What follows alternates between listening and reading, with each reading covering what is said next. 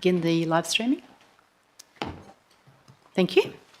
So I'd like to declare the council meeting on the 22nd of July 2025 opened at 5:31 and would like to advise that the meeting is being live streamed in accordance with the council meeting's live streaming, recording and electronic attendance policy. By being present at this meeting, members of the public consent to the City live streaming and recording and subsequently publishing their voices on the City's website. I first wish to acknowledge the traditional custodians of the land that we are on, the Mandurah people, who have met for thousands of years on the shores of these beautiful waterways as we do today. This is Mandurah, meeting place of the heart. Apologies, we have apologies from Councillor Wright tonight. Important notice, members of the public are advised that any decision made at the meeting tonight can be revoked in accordance with the Local Government Act 1995. Therefore, members of the public should not rely on any decision until formal notification in writing by Council has been received. Answers to questions taken on notice. We've had some questions from the last meeting that were taken on notice, included in the minutes, and I will take these as being read. Public question time. We will now move into public question time. Please ensure that your questions relate to the ordinary business of the City, the function of the Council, or the purpose of this meeting. Please note that this is an opportunity to ask questions only. No additional statements or arguments will be permitted. During public question time, members of the public are given the opportunity to ask a question of Council. Council will allocate 15 minutes for public question time. And once this time has been exhausted, I may move a motion to extend public question time for a further 15 minutes if needed. The City is committed to ensuring fair and equitable access to public question time in accordance with the Council policy. Each member of the public who wishes to ask a question may ask up to 3 questions. Public question time must be conducted in accordance with the City of Mandurah's standing orders. Questions must not reflect adversely on the integrity of the City of Mandurah, including an elected member, City officer or any other party. And members of the public who have submitted questions in advance of the meeting will be invited to ask their questions first. And following this, if time allows, I'll invite for other questions. So when called forward to ask your question, please begin by stating your name, and the City will make every attempt to provide the answer. Where this is not possible, your question will be taken on notice and a written response will be provided to you once the necessary research has been undertaken. This response will also be included in the next Council agenda. Do we have any members of the public who would like to ask a public question? No, we don't. So I will close public question time at 5:34. Public statement. I would now like to invite our Junior Mayor, Gypsy, and Deputy Junior Mayor, Alyssa, to give a public statement on behalf of the Junior Council Project 2025. So welcome.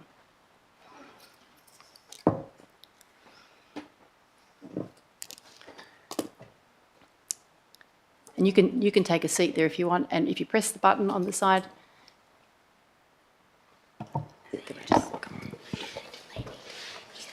Wanju. Good evening, Mandurah Council members. My name is Gypsy Hunt. And my name's Alyssa Umbris. We are here today on behalf of the Junior Council members.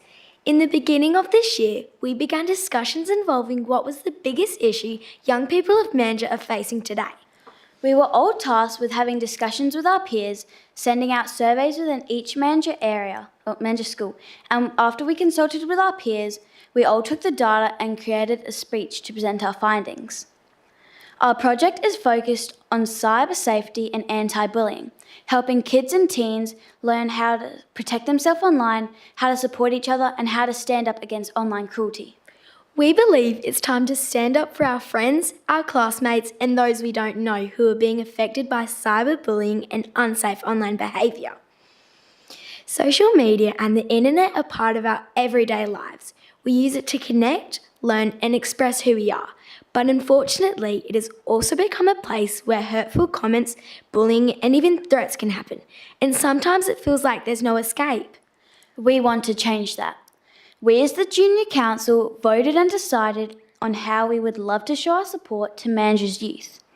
And we voted that on this year's idea to help was to build a promotional campaign that includes stickers, magnets, QR codes with helpful tips and information that encourages kindness and safety both on screen and off. This material can be placed on school laptops, computers, and school libraries to ensure this message gets to spread to our wider community. Thank you very much for providing the Junior Council with funds to make our idea happen.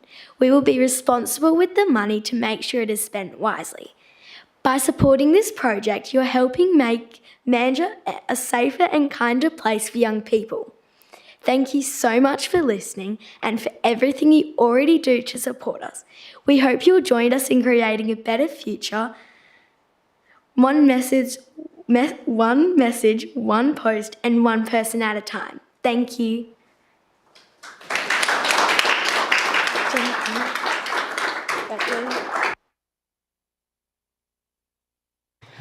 Thank you so much. Really, really appreciate you coming tonight. And I just also want to share with councillors, those that didn't get the opportunity last night for our citizenship celebration, what a wonderful job these two wonderful people did. So really, thank you very much for all that you do. You're real leaders in that space, so thank you. Let's give them a big clap again.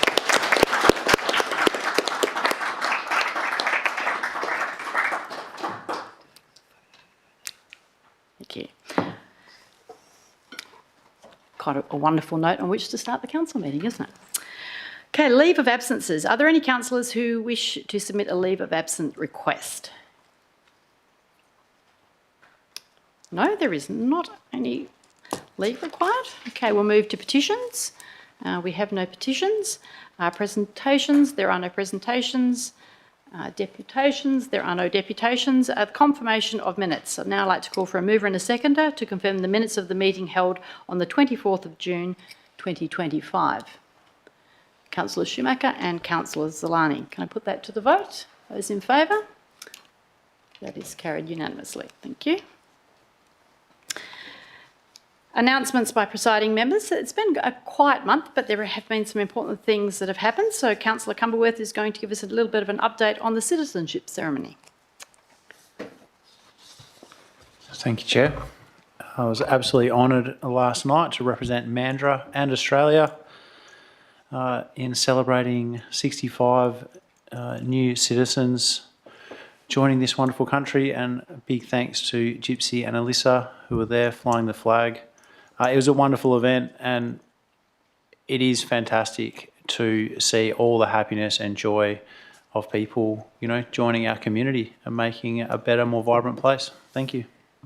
Thank you, Councillor Cumberworth. I attended the opening of the Binjarab Sisters Dreaming, Strength, Hope and Freedom exhibition, along with Councillor Schumacher and Councillor Burns at the Chasm exhibition on Friday the 11th. It was an absolutely fantastic night that celebrated the incredible work of our three local artists, Elsie Phyllis and Leslie Pickett-Ugut, who are proud Noongar Yoga women, and these women have spent more than a decade creating art together, sharing stories of country, family and culture through every piece of art that was on the walls, and it really was the most beautiful evening. The Chasm was packed and the vibe was just fantastic, and if you haven't been over there, take the opportunity and go over and see some beautiful artworks that are hanging there. And now it is my absolute pleasure to share with you the name of our local legend for July 2025, and it is Mel Horton. So this month's Local Legend Award goes to an incredible environmental champion, Mel Horton. Mel is a true community hero. She makes incredible efforts to protect Mandurah's precious environment, and these efforts have not gone unnoticed, and we are proud to call her name as our new local legend.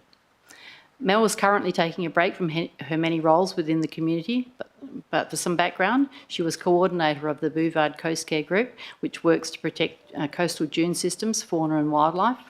And as someone who is passionate about Mandurah's natural environment, Mel and the group successfully advocated for the closure of the Timms Thicket waste facility.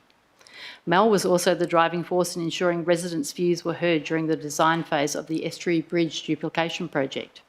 She has been instrumental in coordinating community planting days for hundreds of hectares of coastal revegetation. Mel was also the treasurer of the Mandurah Environment and Heritage Group, helping to coordinate many environmental volunteer initiatives throughout our city.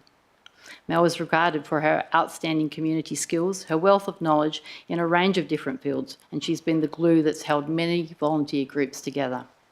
So many groups look forward to Mel's return to continue being an amazing champion and environmental advocate for this community that she has dedicated so many years to. So on behalf of Council, we'll be presenting the award to her on the National Tree Planting Day on the 27th of July, and we hope to see many more of you there to help celebrate this important event and all of Mel's amazing efforts for our community. And let's put our hands together for someone who's been a real environmental champion in our community.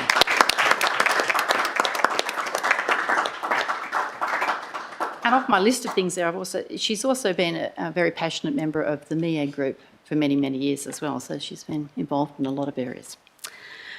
Okay, now we'll move to declarations of interest. Elected members and officers are now asked to declare any real or perceived interest that they may have in respect of the reports listed for consideration at the meeting.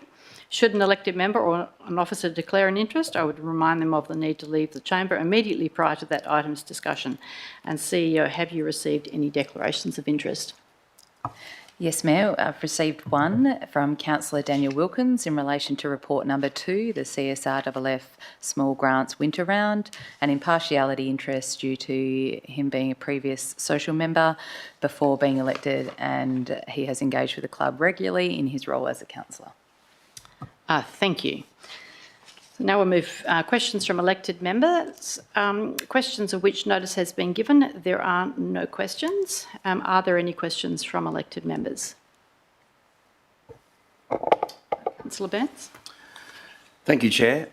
Can the relevant staff member provide an update on the decommissioning of the King Carnival site located on the western foreshore, including progress of the clean-up, expected duration for the site to be cleaned of the abandoned infrastructure, and if delayed, reasons for that delay? Thank you, Councillor Burns. I will direct that through to the Director of Built and Natural Environment. Through the Mayor, thank you for the question. We're presently seeking quotations for the necessary works to decommission and tidy up that site.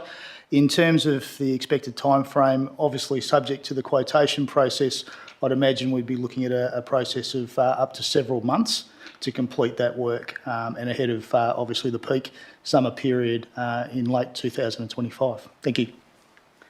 Thank you. Councillor Burns, another question.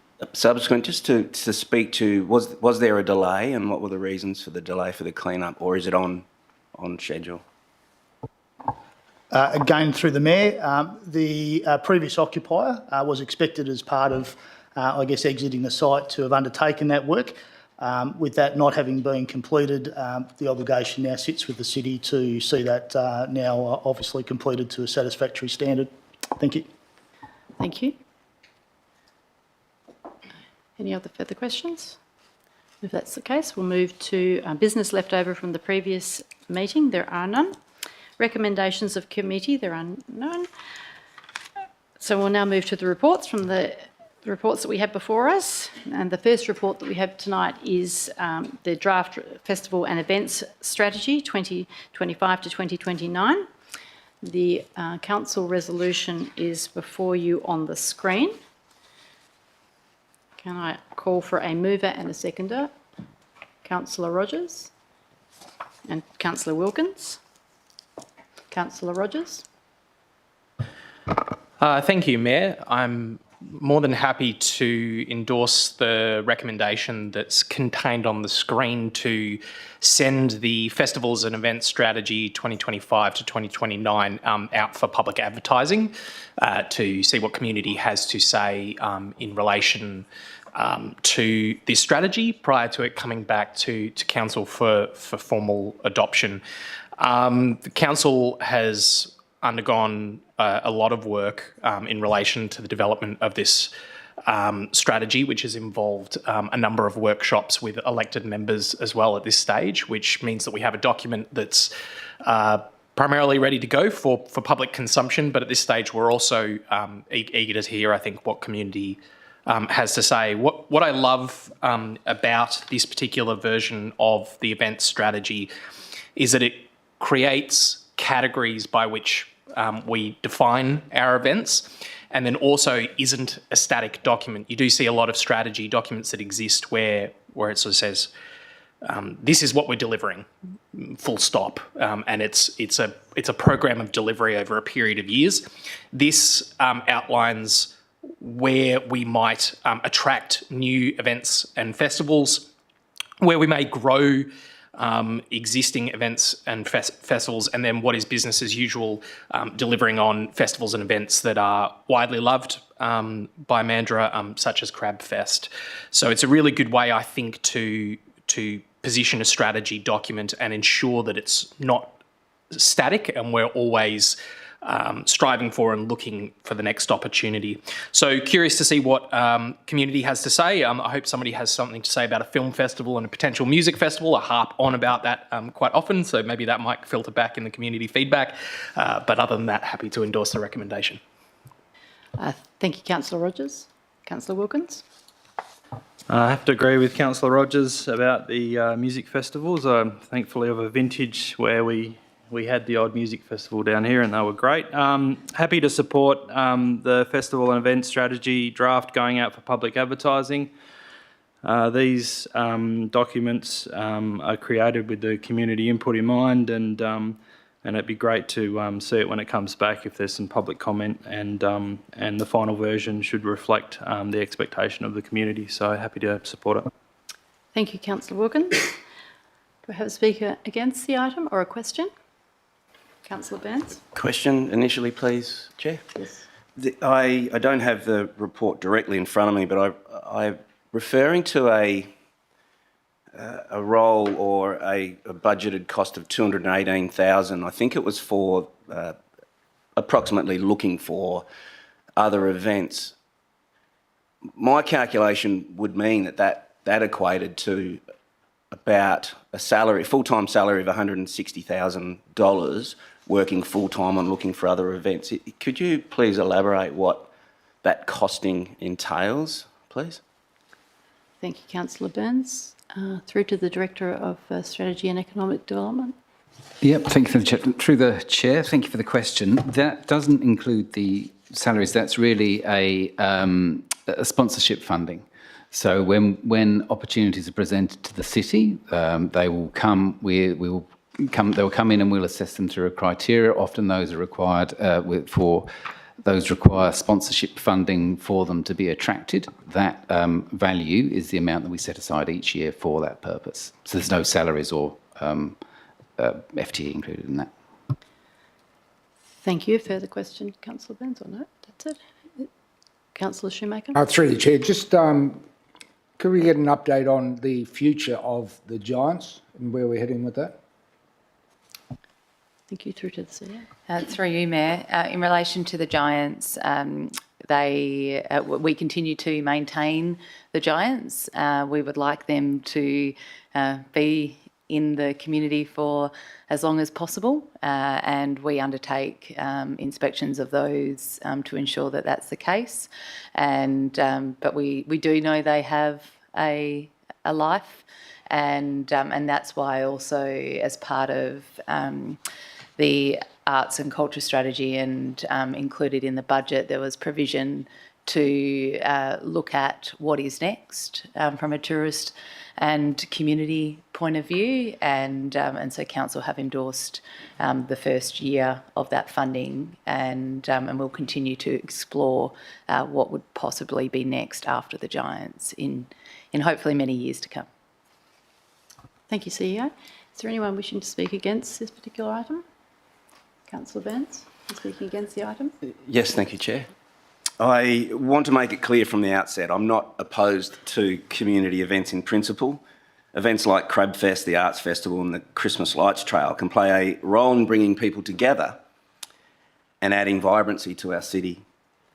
But the real question is not whether we should have events at all, but it's about the scale, the cost, and whether it's appropriate for local government to continue funding increasingly large events through compulsory rates.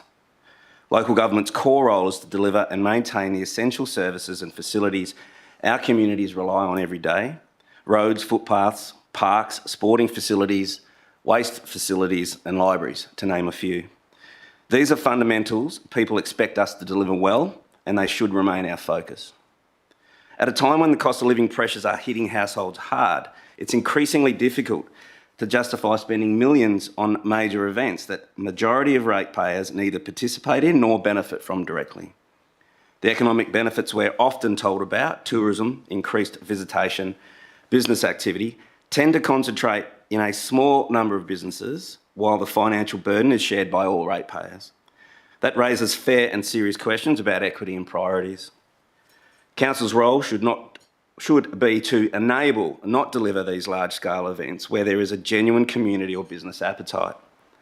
Well-organised community groups and businesses are perfectly capable of leading where they see value. Our responsibility is to ensure value for ratepayers' money and to keep our involvement proportionate to the benefit delivered. In my 4 years on council, I've consistently called on more rigorous analysis on whether these events deliver what is promised. Yet, despite these calls, there is little appetite to apply that scrutiny.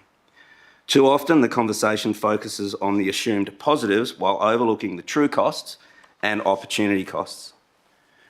I recognise tonight's decision is simply about consulting the community on this draft strategy. While I have in principle concerns about the scale and fairness of council-led events, I respect the consultation process and look forward to seeing the feedback. However, I would caution that much of the input we will receive will likely come from those who benefit most: select businesses, tourism operators and the event stakeholders, while the silent majority who pay but don't see the benefit are far less likely to engage. And if there is really an overwhelming community support for these events, I sometimes wonder, what if we split out the costs and offered it as an opt-in for ratepayers? How would voluntarily choose to pay, or how many would voluntarily choose to pay extra to fund them? I suspect the answer would tell us a lot about how broadly these events are truly valued. To be clear, I'm not opposing to support community events where they genuinely add value. But we must ask, how much is too much? How far should councils stretch their remit into entertainment and tourism when families are already under financial pressure? These are the questions of fairness and priority we need to consider as custodians of public funds. Thanks. Thank you, Councillor Burns. Anyone else wanting to speak for the item? Councillor Shoemaker. Thank you, through the chair. I will be supporting the motion as put.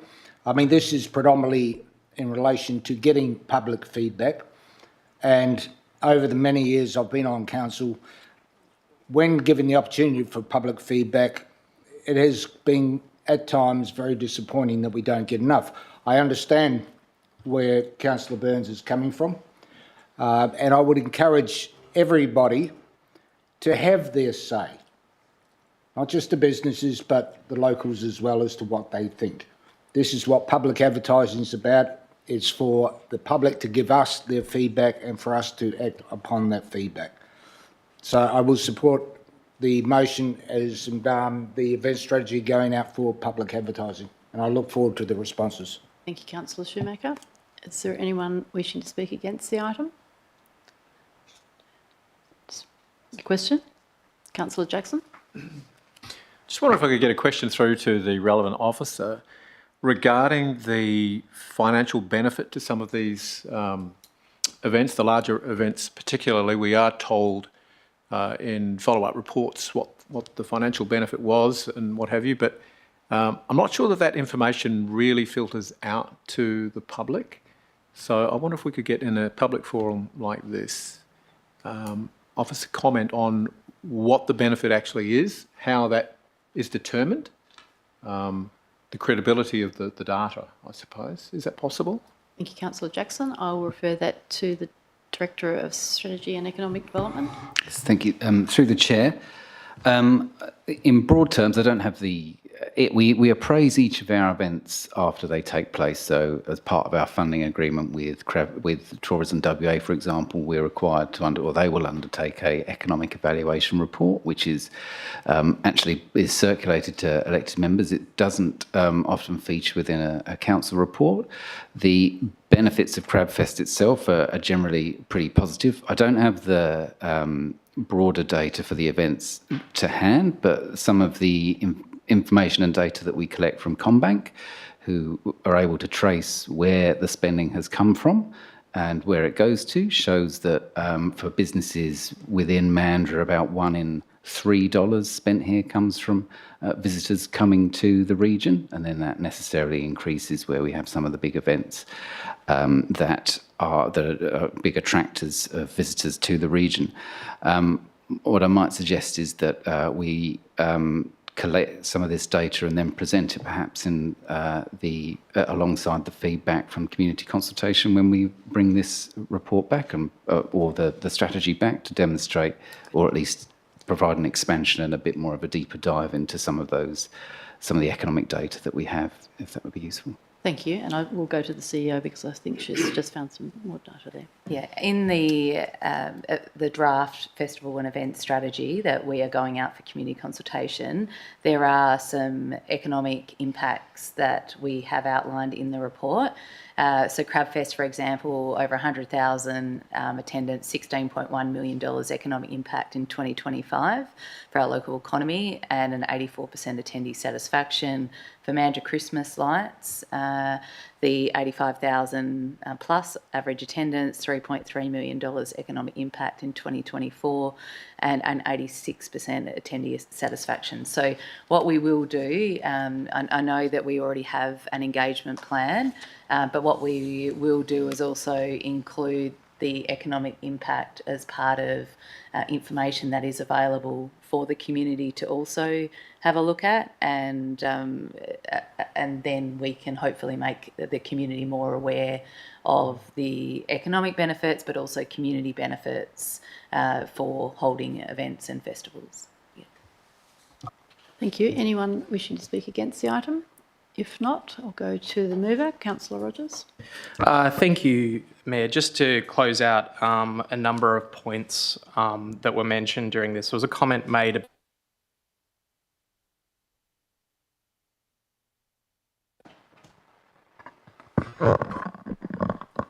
Thank you. Apologies. There was a comment from Councillor Burns in relation to minority of people thinking that this is a positive thing. In our most recent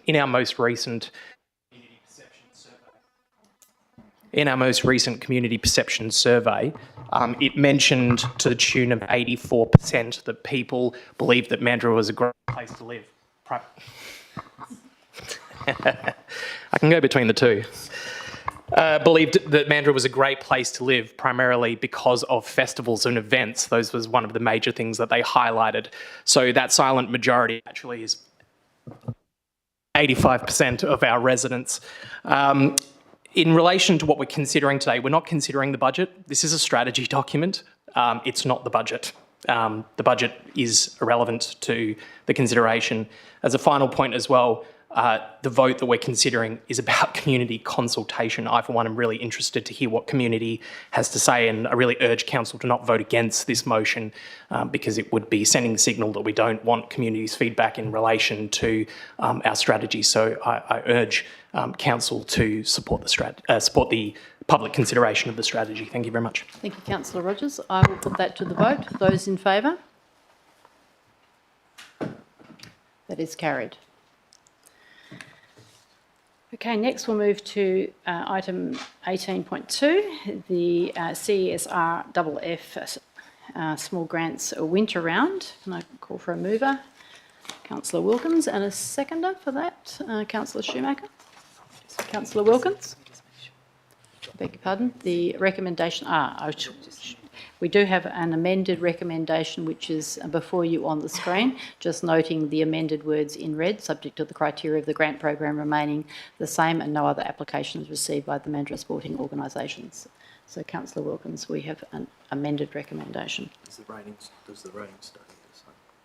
Sorry, does the rating stay the same? Just make sure it's Councillor Wilkins. It wasn't Councillor Wilkins. So, Councillor Wilkins is moving it and Councillor Schumacher is seconding. Sorry, just for the...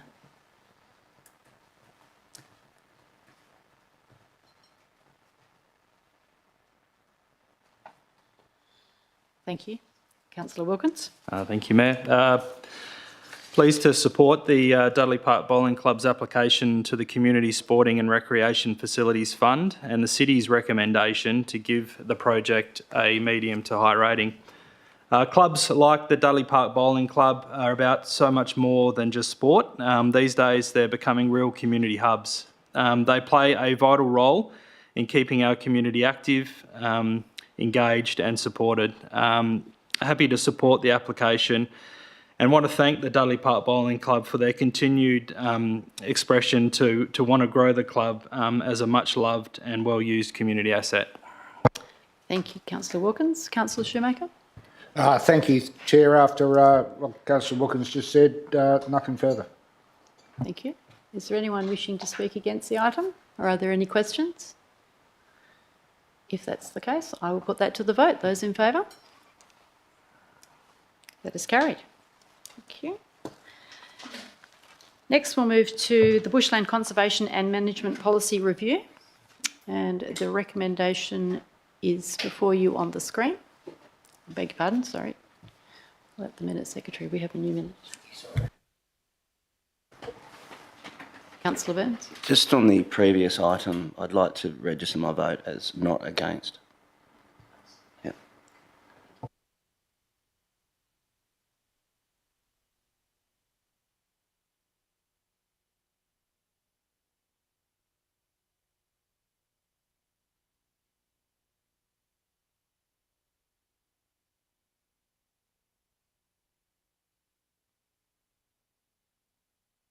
Bushland and Conservation Management Policy Review. The recommendation is before you on the screen. Can I call for a mover? Councillor Smith and Councillor Pond as a seconder. Thank you, through the chair. I'd just like to start by saying I really appreciate the background that we're given with all of our policies. For a relative newbie like myself, it's really fantastic to understand what has gone on in the past. So for those of you who aren't aware, the Bushland Conservation and Management Policy was first adopted in 2001. So that policy was demonstrating the city's commitment to managing local bushland reserves effectively and to support biodiversity and conservation goals. It emphasised the importance of maintaining local bushland habitats and ecological corridors to achieve meaningful and lasting conservation outcomes. These areas provide critical support for a diverse range of significant species and ecological communities, many of which rely on the remnant bushland for their survival. So then moving forward, in 2022, the Council received an update on the Bushland Protection Strategy highlighting the successful acquisition of 150 hectares of bushland that was at risk of development. So in response, the Council endorsed amendments to the Bushland Acquisition Fund, expanding its scope to include environmental restoration and ongoing maintenance, which I can only imagine must have been an amazing achievement for you all, so well done. These changes were formalised in the Council policy, committing $200,000 annually to the newly renamed Bushland and Environmental Protection Reserve and $300,000 to bushland maintenance operations. So every 2 years the policy has to be updated, and the new policy in front of us is the POL EVM 07. Has been updated to align with the city's environmental strategy, reinforcing a stronger focus on biodiversity, habitat protection and ecological connectivity. Formalises the city's role in managing bushland both in existing and newly acquired through structured planning tools such as the biodiversity strategy and the bushland management plans. In line with the Council's 2022 resolution, the policy now includes reference to the Bushland Environmental Protection Reserve and provides guidance for an environmental management fund, embedding long-term funding for restoration and maintenance. There have been 8 updates within this policy, and they have been read and supported by the Mandurah Environmental Advisory Group, who are in support of the policy update. And I just wanted to commend the officers on a brilliant piece of work, and I'd love to support the recommendation to rescind the Bushland Conservation and Management Policy 02 and endorse the revised 07 policy. Thank you. Thank you, Councillor Smith. Move to the seconder, Councillor Pond. Thank you, Mayor. Not an awful lot to add by that excellent summary by Councillor Smith. Just want to highlight that it is a very important policy for enabling the bush fund reserves and the principles by which we will do that, also the biodiversity plan and the bush management plan. So it's an enabling policy that's very important to have in place. I would also like to recognize that it does clarify, and I think this is very important, some incompatible uses for bushland, such as making it clear that using doing any kind of clearing on our bushland to reduce fire risks for developers or that sort of thing on neighboring properties is not a compatible use, and also deal with unregulated encroachment from neighboring landholders, that sort of thing. So I certainly endorse it myself, and I would encourage my fellow councillors to do so. Thank you. Thank you, Councillor Pond. Are there any questions or anyone wishing to speak against the item? No? If that's the case, I'll put that to the vote. All those in favour?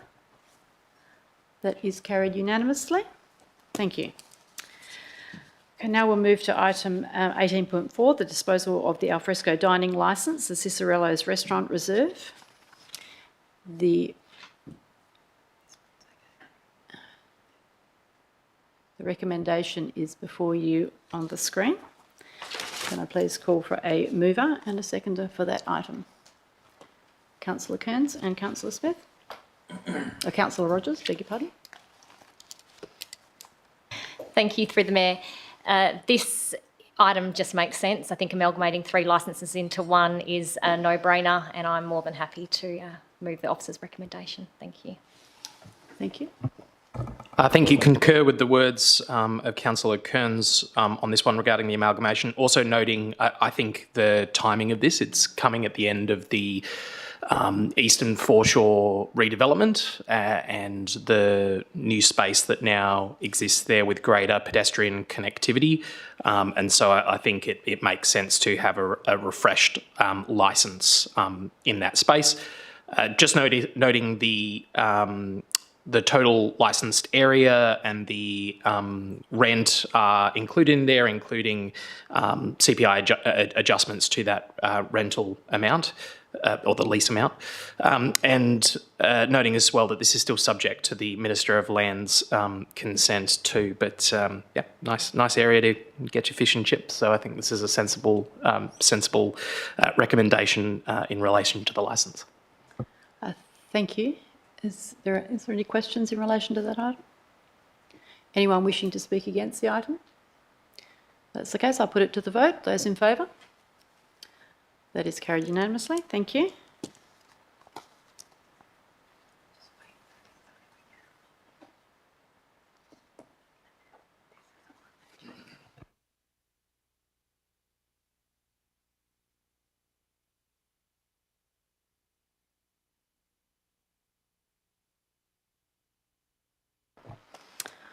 Okay, thank you. So the next item is the variation of the alfresco dining and boardwalk lease, the Strizletti Holdings, Reserve 51104.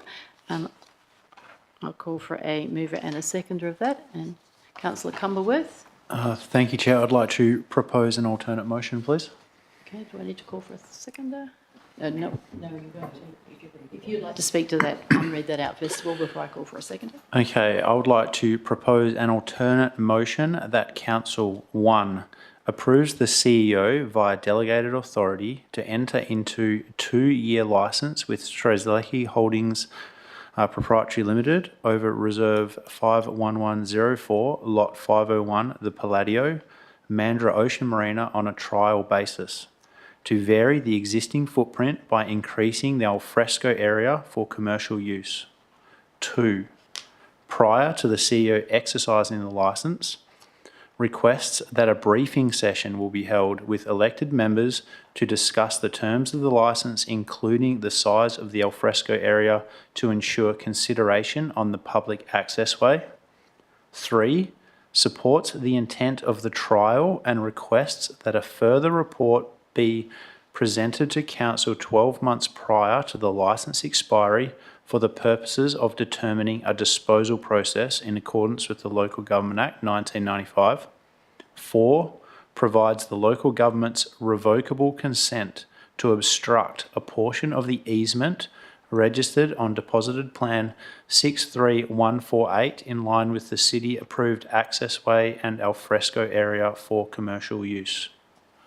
Thank you. Thank you, Councillor Cumberworth. Can I call for a seconder on that? Councillor Schumacher. So we'll go back to the mover now. Councillor Cumberworth, is there anything you would like to add to that in moving the item? No, I'm happy to move the item. Thank you. Thank you. Councillor Schumacher. Thank you, through the chair. Happy to support the alternative recommendation as put by Councillor Cumberworth. This is also very much about these plans are to limit the amount of antisocial behaviour that's been happening across these boardwalks.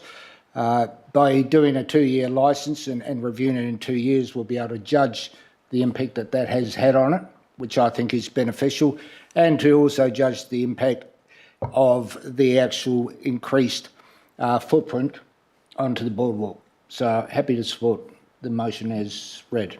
Thank you, Councillor Schumacher. Is there anyone with a question or anyone wishing to speak against the item?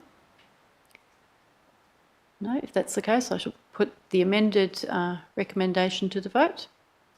Those in favour? That's carried unanimously. Thank you. Sorry, I was against it. You're against it? Yeah. I beg your pardon. I beg your pardon, I didn't see you there. Sorry. Opposed.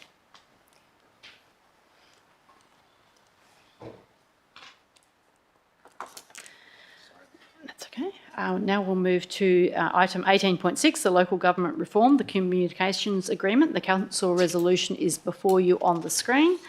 And can I please ask for a mover and a seconder of that item? Councillor Rogers is moving. Councillor Cumberworth, thank you. Thank you, Mayor. I'm moving the recommendation that's contained on the screen in relation to the City of Mandurah's submission on this portion of the Local Government Act reform. I think I've said before, you know, all you need to do is ask 13 councillors what they think parts of the law should say, and you get 13 different opinions. So great that we have, I think, through good staff presentation and often in these processes, good facilitation of feedback from elected members, come up to a consensus submission. Probably also need to contextualise that in that all other local governments around Western Australia will also be providing their submissions in relation to this, and Walga will as well. So our submission is one of many that will be considered by the state government, and they will have their own views in relation to the ongoing legislative reform. For any councillors, I think, that have a burning desire to specifically address, support strongly statements that might be made in the city's submission, but also might have slightly different views, I'd really urge them to put in a separate submission in relation to discrete parts of the request for the request for consultation.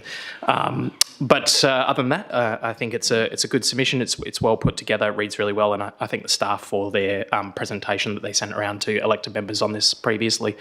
Thank you, Mayor. Thank you, Councillor Rogers. Councillor Cumberworth. Yeah, the City of Mandurah is a large and well-resourced local government authority, and I think it's very pertinent that we utilise our fantastic staff to put these excellent responses back and hopefully guide sensible policy and legislation. Thank you. Thank you, Councillor Cumberworth. Is there anyone with a question or wishing to speak against the item? If that's the case, I will put that to the vote. Those in favour? That is carried unanimously, and I'm hoping I'm seeing everyone this time. Sorry. That's all right. Thank you. We'll now move to item 18.7, the Dawesville Community Centre, the dual naming. Going to call for a mover and a seconder of that item, and the recommendation is on the screen. Councillor Smith and Councillor Pond. Councillor Smith. Thank you, through the chair. So assigning the Binjarra Noongar name to features and places within communities, a meaningful contribution to the preservation of local heritage, and I feel plays a vital role in advancing reconciliation amongst our community. The City's commitment to this is reflected in key documents such as the latest Reconciliation Action Plan, the Aboriginal Connection to Country Land Policy, and the guiding principles outlined in the Naming of Community Infrastructure and Public Places Policy. We acknowledge the significance of the Winjan's continued cultural leadership and welcome ongoing collaboration to ensure naming practices are respectful, inclusive and representative of our Noongar heritage. I know that local primary schools such as St Damian's are also using dual naming. I feel this is a natural progression within our community. I was actually at the Dawesville Community Centre this morning and I had a beautiful photo of a rainbow arching over it. I almost wanted to ask if we could, I checked it up, the Noongar name for rainbow is Walken, but I feel like the current name is really appropriate. I'd be really proud to see the dual naming up there soon. Thank you. Thank you. Councillor Smith. Councillor Pond. Very little to add other than I'm a big fan personally of dual naming. I think it's a good recognition of heritage in the area, as pointed out by Councillor Smith.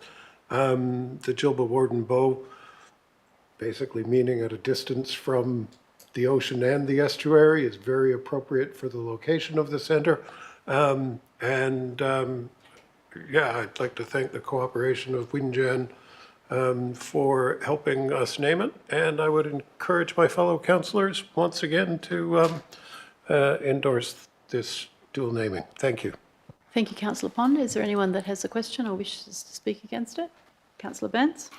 Thank you, Chair. I note the input from Winjan Corporation. Nala Kala Buja, could the relevant officer give an update or some information on were they consulted and what was the feedback that they had, if it was appropriate that they were consulted? Thank you, Councillor Burns. I'll direct that to the Director of Business Services. Thank you, through the Chair. The City of Mandurah is not required to consult with Ngalagala Buja for the purposes of local matters such as dual naming. The City is currently working in partnership with Ngalagala Buja in the development of a City of Mandurah Noongar Standard Heritage Agreement. Those heritage agreements expressly exclude local matters such as dual naming. We have, however, emailed or contacted Ngalagala Buja to confirm this position, and they have responded to confirm that this matter should be dealt with by the City of Mandurah through the relevant engagement with elders. And this has been confirmed. That is their position. So there is no requirement to consult with Ngalagala Buja in this instance. But thank you. Thank you. Are there any further questions? If not, I shall put the item to the vote. Those in favour? That is carried unanimously. Thank you very much. Okay, now we'll move to 19, motions of which notice has been given, and there are none. Item 20, notice of motion for consideration at the following meeting. Does anyone have any notice of motions that they would like to give us notice of? No. Late and urgent business items? Don't believe we have any. Confidential items? I don't believe we have any. And I would also just like to say thank you to our new Minutes Secretary tonight who joins us, Laura, so thank you. So on that, I'd just like to close the meeting at 19 minutes past 6. Thank you very much, and just confirm.